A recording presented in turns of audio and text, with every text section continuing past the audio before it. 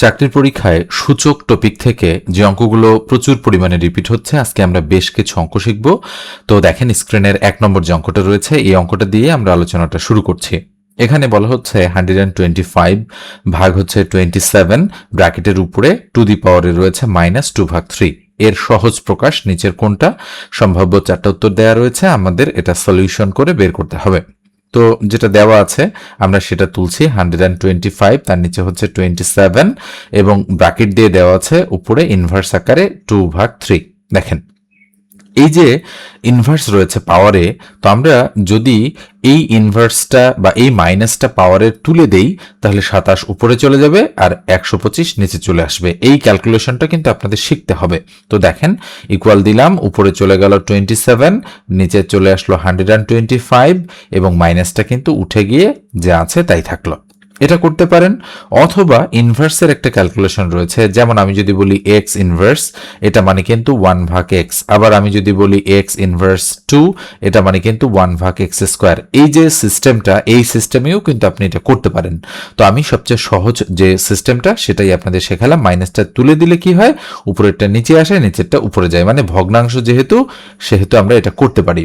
তাহলে ইকুয়াল, আচ্ছা বলেন তো দেখি আমরা হচ্ছে 27 আর হচ্ছে 125 এটাকে কিভাবে ভেঙে লিখতে পারি? 27কে আমি লিখতে পারি 3-এর উপরে কিউব, আর 125কে আমি লিখতে পারি 5-এর উপরে কিউব। আপনি যদি এটা না বোঝেন তাহলে কিন্তু হচ্ছে লসগু করে আপনাকে বের করতে হবে। যেমন আমি যদি 27-এর লসগু করি, একে 2 দ্বারা ভাগ যায় না, 3 দ্বারা যায়। 3 নং 27, আবার 3 দ্বারা যায়, 3 3 9। 3 কয়টা? 3 হচ্ছে 3টা, 3^3। আবার 125কে যদি আপনি ভেঙে লেখেন তাহলে 5 দ্বারা যায়, 5 25 125, আবার 5 দ্বারা যায়, 5 5 25, অর্থাৎ 5-এর উপরে কিউব। এভাবে কিন্তু আমরা বিষয়টাকে ক্যালকুলেশন করেছি। এবার আসেন তার উপরে কত রয়েছে, উপরে 2, তার নিচে 3। তো এখন আমরা চাইলে এই যে উপরের পাওয়ার 3 এবং এই যে উপরের পাওয়ার 3, এটা 3-এর উপর 3 আর এটা 5-এর উপর 3, আমরা হচ্ছে এভাবে লিখতে পারি 3/5, তার উপরে রয়েছে আমাদের 3 এবং ব্র্যাকেট দিয়ে আমরা দিতে পারি 2/3। দেখেন তো বোঝেন কিনা? আমরা কিন্তু এই ভিতরের টুকু সেকেন্ড ব্র্যাকেটের মধ্যে ক্যালকুলেশন করেছি। এটা কেন করলাম? তার কারণ হচ্ছে যে পাওয়ার গুণ হয়, আমরা করব কি এবারে এই যে 3, এই 3 কেটে দিব। যেহেতু এই 3 উপরের সংখ্যা, এই জন্য এটা আমরা কেটে দিব। তো কেটে দেওয়ার ফলে কি হবে বলেন তো? তাহলে ইকুয়াল 3/5, তার উপরে টু দি পাওয়ার কত থাকবে? শুধু 2 থাকবে। তো 3-এর উপরে স্কোয়ার করলে কত হবে? 9, আর 5-এর উপরে স্কোয়ার করলে কত হবে? 25। তার মানে 9/25 আমাদের সঠিক উত্তর কোথায় আছে? গ নম্বর অপশনে। আমরা যদি অ্যান্সারটা দাগাই, এক্স্যাক্টলি এটাই হচ্ছে আমাদের অ্যাপ্রোপ্রিয়েট অপশন। তো নিঃসন্দেহে এই অঙ্কটা আপনারা বুঝতে পেরেছেন। এবার আমরা পরের প্রশ্নে চলে যাচ্ছি। 2 নম্বর অঙ্কটা দেখেন, বলা হচ্ছে cube root a cube equal to what?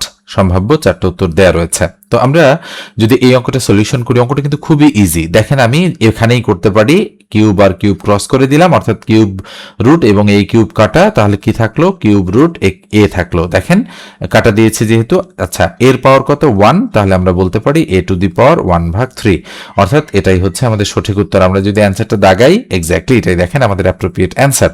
এখন যদি আপনি প্রপারলি না বুঝতে পারেন অঙ্কটা, তাহলে আপনাকে মানে একটু ডিটেইলস আমাকে বোঝাতে হবে। তাহলে কিউব রুট, আবারও কিউব রুট, সাথে হচ্ছে এ কিউব।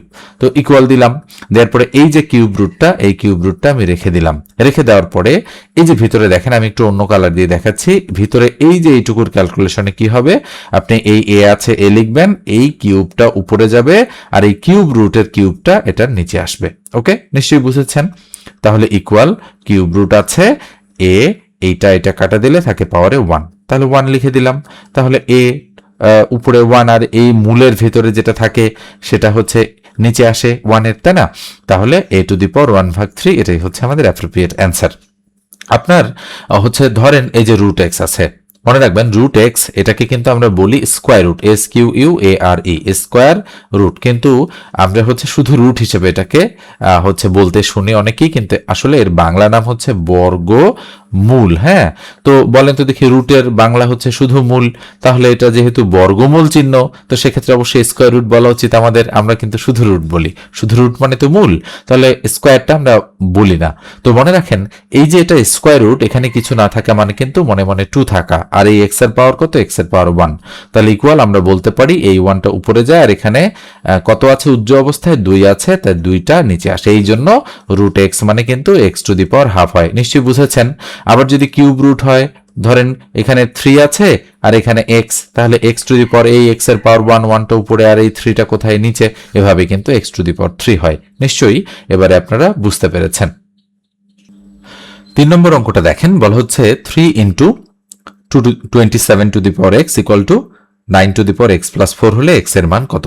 তো অঙ্কটা আমরা তুলছি, 3 ইন্টু 27 তার উপর two the power x equal to 9 two the power x plus 4, জানতে যাচ্ছে এক্স ইকুয়াল টু হোয়াট। তো এখানে দেখেন, বা আমরা করব কি, 3 ইন্টু এই যে 27 তার মানে 3-এর উপরে কিউব, তার উপরে কত আছে, এক্স আছে, ইকুয়াল এই 9 মানে 3-এর উপরে স্কোয়ার, তার উপরে কত আছে, এক্স প্লাস 4। আমরা একটু ছোট ছোট সংখ্যা দিয়ে ভাঙিয়ে নিলাম যাতে করে সুবিধা হয় হিসাব করতে। তাহলে 3 into 3 two the power 3x পাওয়ার পাওয়ার গুণ, তাহলে ইকুয়াল 3 টু দি পাওয়ার এই যে 2x আর প্লাস 4 দুগুণ কত 8, মানে পাওয়ার পাওয়ার গুণ হচ্ছে। তাহলে বা 3 এই 1 হচ্ছে 3 এর পাওয়ার, তাহলে যেহেতু এই বেস দুটো সমান আছে, তাহলে 1 প্লাস 3x লিখতে পারি। আমরা জানি বেস সমান হলে পাওয়ারগুলো যোগ হয়। তাহলে 3 two the power 2x plus 8। দেখেন এবারে কি করব, এবারে যেটা করব দেখেন, এটারও বেস 3, এটারও বেস 3, তাহলে বেস বেস সমান হয়েছে, তখন আমরা পাওয়ার ইকুয়াল পাওয়ার লিখতে পারি, অর্থাৎ মনে মনে 3 3 ক্রস, তাহলে ইকুয়াল উপরে হচ্ছে 1 প্লাস 3x ইকুয়াল টু হচ্ছে 2x প্লাস 8, তাই না?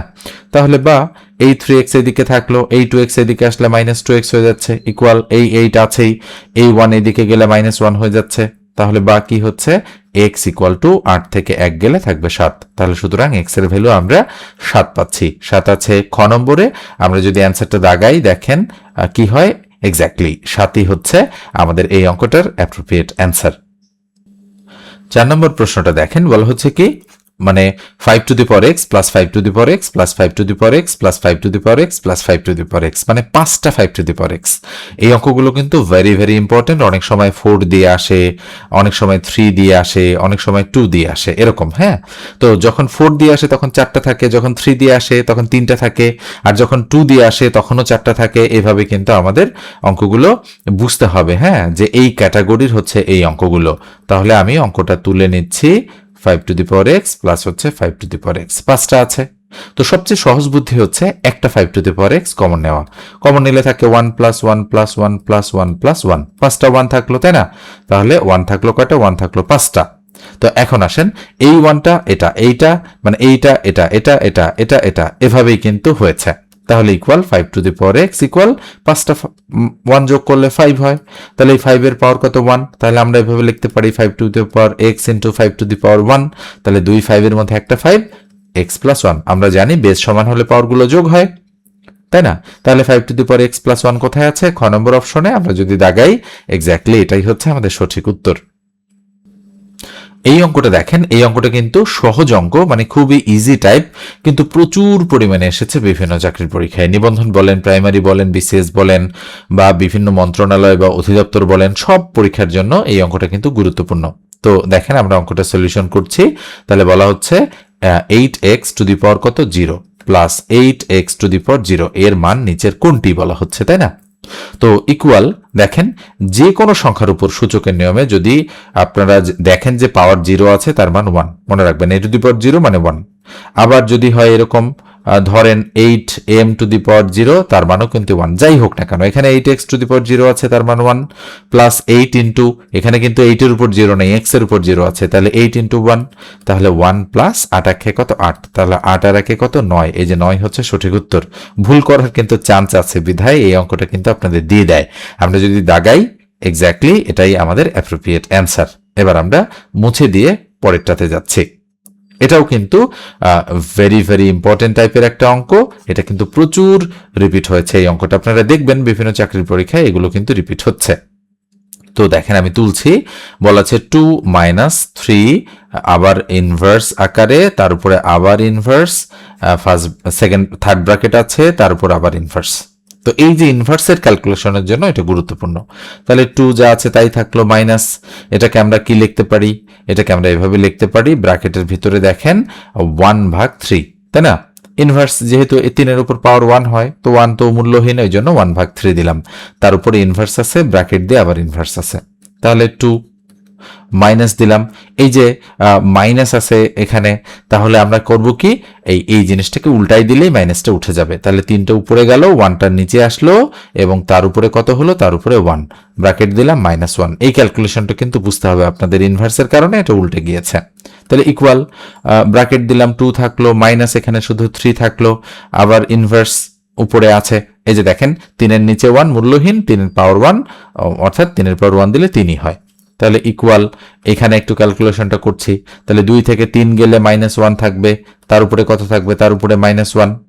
তো এটা তো হচ্ছে ধরেন এরকম, এই মাইনাসের কারণে 1 এবং ভাগ টান, এই -1 এর উপরে পাওয়ার কত হবে, 1, তাই না? আমরা যদি প্রপার নিয়মে ক্যালকুলেশন করি, তাহলে ইকুয়াল উপরে 1 আর তার নিচে -1, তাহলে 1 আর -1 যদি আমরা হচ্ছে কাটাকাটি করি, তাহলে -1ই থাকে আমাদের। আমরা যদি 1কে -1 দ্বারা ভাগ করি, তাহলে -1 চলে আসে।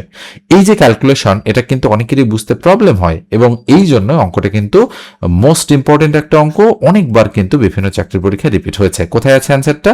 ঘ নম্বর অপশনে আমরা যদি দাগাই, এক্স্যাক্টলি এটাই হচ্ছে আমাদের সঠিক উত্তর। তো নিঃসন্দেহে বুঝতে পেরেছেন। এবার আমরা পরেরটাতে যাচ্ছি। তো এটা দেখেন, এটা কিন্তু আমি বেশ কয়েকবার আপনাদের করে দিয়েছি। a two the power p equal to b, b two the power q equal to c, এবং c two the power r equal to a হলে p q r এর মান কত?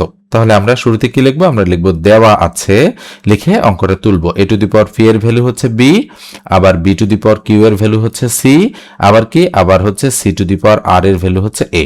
তো আপনারা করবেন কি, যে কোনো একটা ভ্যালু দিয়ে অঙ্কটা করতে পারেন, হয় এটা দিয়ে, অথবা এটা দিয়ে, অথবা এটা দিয়ে। তো কোনটা দিয়ে করব? ধরেন আমি মাঝখানেরটা দিয়ে অঙ্কটা করব। তাহলে আমি সুতরাং দিয়ে এটা কিন্তু তুলে ফেলবো। তাহলে b two the power q equal to হচ্ছে c। এখন এমন ভাবে ক্যালকুলেশন করব যেন বেজ অথবা পাওয়ার সমান হয়, তাহলে কিন্তু আমরা PQR এর ভ্যালু বের করতে পারবো, আদারওয়াইজ কিন্তু পারবো না। আর আমাদের মনে রাখতে হবে, এটা কিন্তু আমরা ব্যবহার করে ফেলেছি, আর বাকি দুটো আমাদের অঙ্কে প্রয়োগ করতে হবে। তাহলে বা b এর ভ্যালু কত? b এর ভ্যালু হচ্ছে a two the power p, তাহলে b এর জায়গায় আমি লিখবো a two the power p, তার উপরে কত আছে, তার উপরে q আছে, ইকুয়াল টু হচ্ছে c। এটা কিন্তু ব্যবহার করা শেষ। এবার আসেন এটা। তো আরেকটা লাইন ক্যালকুলেশন করে নেই, a two the power pq হবে এখানে ইকুয়াল কত, ইকুয়াল হচ্ছে c, মানে পাওয়ার গুণ করে দিলাম। তাহলে বা a এর ভ্যালু কত দেখেন তো, a টু দি পাওয়ার মানে c two the power r, মানে উল্টো দিক থেকে। তাহলে এর জায়গায় আমি c two the power r বসাই দিলাম, তার উপরে পাওয়ারে আছে pq ইকুয়াল কত, c। এখন এই ক্যালকুলেশনটা আমি একটু এই জায়গায় করছি, দেখেন সেটা হচ্ছে এই যে c আছে, বা c লিখে দিলাম, পাওয়ার গুণ, তাহলে p q r হচ্ছে বর্ণানুক্রমিক আমরা লিখি, ইকুয়াল টু হচ্ছে c। এখন দেখেন এই c এর পাওয়ার কিন্তু অলওয়েজ 1, মানে কিছু না থাকা মানে 1, তাহলে c আর c আমরা ক্রস করে দিতে পারি। সুতরাং p q r এর ভ্যালু হবে কত, 1, অর্থাৎ বেস সমান হলে পাওয়ার ইকুয়াল পাওয়ার লেখা যায়। তাহলে 1 কোথায় আছে? খ নম্বর অপশনে। আমরা যদি অ্যান্সারটা দাগাই, এক্স্যাক্টলি এটাই হচ্ছে আমাদের সঠিক উত্তর। তো ভিডিওটা ভালো লাগলে অবশ্যই একটা লাইক দিয়ে দেবেন। ফেসবুক পেজ থেকে দেখলে পেজটা ফলো দিতে ভুলবেন না, আর ইউটিউব থেকে দেখলে অবশ্যই সাবস্ক্রাইব করে দেবেন। ধন্যবাদ সবাইকে।